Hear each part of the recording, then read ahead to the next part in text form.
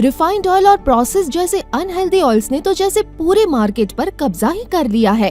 मगर अब आप इसकी चिंता ना करें, क्योंकि आ गया है वंश कोल्हू का प्योर सरसों कच्ची घानी ऑयल। लकड़ी कोल्हू मेथड से तैयार ये है नेचुरल और हेल्दी भी।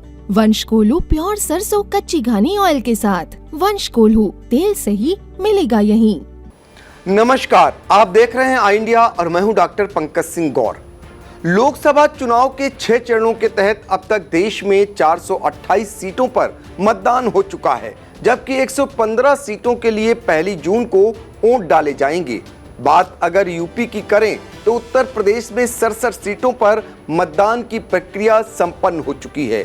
शेष 13 सीटों के लिए 1 जून को मतदान होना है।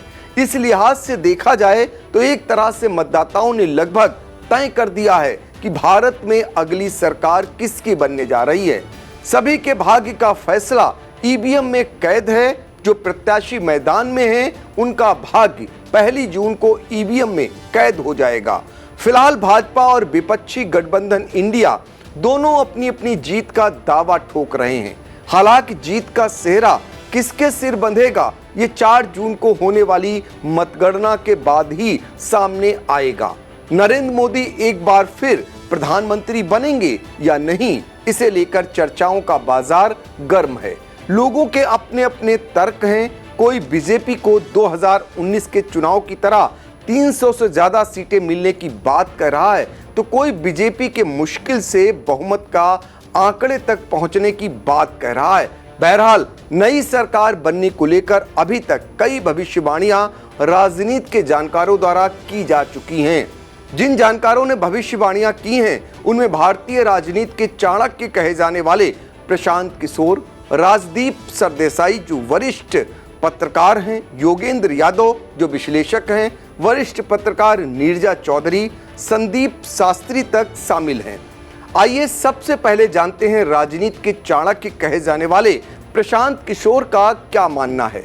भारत के चुनाव और सामाजिक राजनीतिक विषयों की समझ रखने वाले प्रशांत किशोर के मुताबिक देश में तीसरी बार प्रधानमंत्री नरेंद्र मोदी फिर सरकार बनाने जा रहे हैं। प्रशांत किशोर का मानना है बीजेपी और खास तौर पर प्रधानमंत्री नरेंद्र ने कांग्रेस को बड़ी चतुराई से उलझाया है। बीजेपी ने 370 सीटें और इस बार 400 पार का नारा देकर गोल पोस्ट ही आगे खिसका दिया है, जो कांग्रेस समझ ही नहीं पाई, जबकि बहुमत का आंकड़ा 272 है।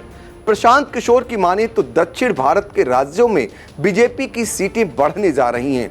बीजेपी को इस बार भी 2019 में मिली सीटों के आसपास ही सीटें मिलेंगी। अब आइए समझते हैं चुनाव विश्लेषक और राजनीतिज्ञ योगेंद्र यादव का क्या मानना है।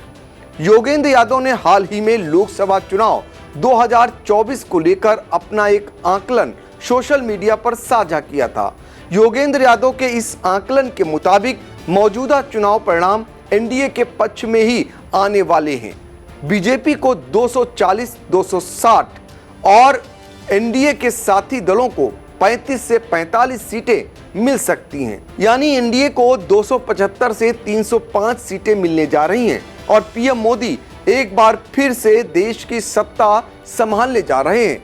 कुछ इसी तरह वरिष्ठ पत्रकार नीरजा चौधरी का भी यही मानना है कि विपक्ष गठबंधन भाजपा और मोदी सरकार पर हावी होने में सफल नहीं रहा है। मोदी सरकार के खिलाफ कुछ असंतोष की भावना नजर आई, लेकिन विपक्ष उसे अपने पक्ष में भुनाने में बिल्कुल भी सफल नहीं हो पाया। हालांकि देश में इस बार मोदी लहर भी नहीं देखने को मिली। विपक्ष के पास कुछ स्थानीय मुद्दे जरूर थे, लेकिन इन्हें वो दृढ़ता से उठा नहीं पाए। हालांकि वो राष्ट्रीय स्तर तक नहीं पहुंच पाए। विपक्ष इन मुद्दों को लेकर लड़ता हुआ नजर आया, लेकिन यह उसे जीत दिलाने में कारगर नहीं दिख रही है। नीरजा चौधरी के मुताबिक देश में एक बार फिर मोदी सरकार बनने जा रही है। अब बात कर लेते हैं CSDS लोकनीति के संदीप शास्त्री के आकलन की। संदीप शास्त्री का मानना है कि राष्ट्रीय स्तर पर तो इस बार देश में मोदी लहर देखने को नहीं मिली। लेकिन राज्यों में छोटी छोटी लहरें जरूर हैं, या फिर यूं कहें कि राज्यों में मोदी हवा के झोंके जरूर चल रहे हैं और इसका परिणाम 4 तारीख को नजर आएगा। इस बार राज्यों के परिणाम हैरान करने वाले होंगे। उनके मुताबिक हर राज्य में कुछ अलग नतीजा आएगा। बीजेपी का आंकड़ा 304 से ऊपर रहता है या नीचे जाता है, या 2 राज्य तय करेंगे। वो दोनों राज्य हैं महाराष्ट्र और बंगाल। संदीप शास्त्री ने इशारों ही इशारों में बता दिया कि देश में फिर एक बार मोदी सरकार आ सकती है। अब बात करते हैं एक मीडिया हाउस के कंसल्टिंग एडिटर राजदीप सरदेसाई की। राजदीप सरदेसाई ने एक पोस्ट के जरिए अपना आकलन जारी किया। उन्होंने पोस्ट में कहा कि भाजपा ने हमेशा 300 से अधिक सीट जीतने का लक्ष्य रखा। अगर वे 10 वर्षों की सत्ता के बाद इसे हासिल करते हैं तो यह एक बड़ी उपलब्धि होगी। विपक्ष के लिए भाजपा को 250 से नीचे लाने की चुनौती है। वरिष्ठ पत्रकार ने कहा कि कई राज्यों में विपक्ष ने चुनाव को 2 महीना पहले ही तुलना में कई अधिक संघर्षपूर्ण बना दिया है। उन्होंने यूपी को लेकर कहा कि मुस्लिम यादव वोट बैंक मजबूत होने से अखिलेश यादव की सपा रिवाइव होती नजर आ रही है, मगर इसका चुनाव परिणाम में कितना लाभ मिलेगा यह कहना मुश्किल है। राजदीप सरदेसाई के मुताबिक यूपी में भाजपा को पहले के मुकाबले फायदा होता दिख रहा है और न ही नुकसान होता नजर आ रहा है।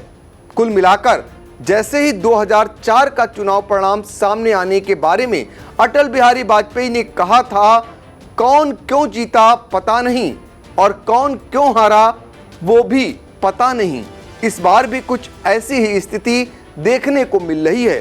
फिलहाल ये तो आकलन है, हालांकि हकीकत सिर्फ और सिर्फ 4 जून को ही ईवीएम से निकल कर आएगी। और आकलन की अगर बात करें तो हमेशा आकलन गलत भी साबित हुए हैं ज्यादातर। ऐसे में जो आस है विपक्षियों की वो 4 जून तक तो फिलहाल बनी ही हुई है, और वो आस क्या उनकी पास होने में बदलती है या फिर एक बार फिर निराशा हाथ लगती है, 4 जून के आंकड़े बताएंगे। 4 जून को आई इंडिया की भी नजर रहेगी कि इस बार ईवीएम से किसके पक्ष में माहौल निकला, किसकी विजय हुई, किसकी हार हुई। ये सारी जानकारी के लिए आप जुड़े रहिए आई इंडिया के साथ, और आई इंडिया लगातार आपको हर राउंड की मतगणना का हार आपके घर बैठे आपके मोबाइल पर पहुंचाने का काम करता रहेगा।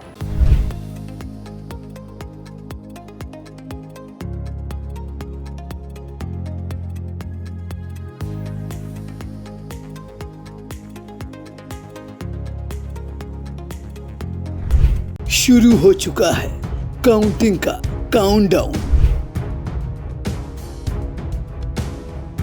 4 जून को मिलेगी नई सरकार। आई इंडिया पर देखें 80 सीटों का हाल। मतगणना की महा कवरेज 4 जून को सिर्फ और सिर्फ आई इंडिया पर।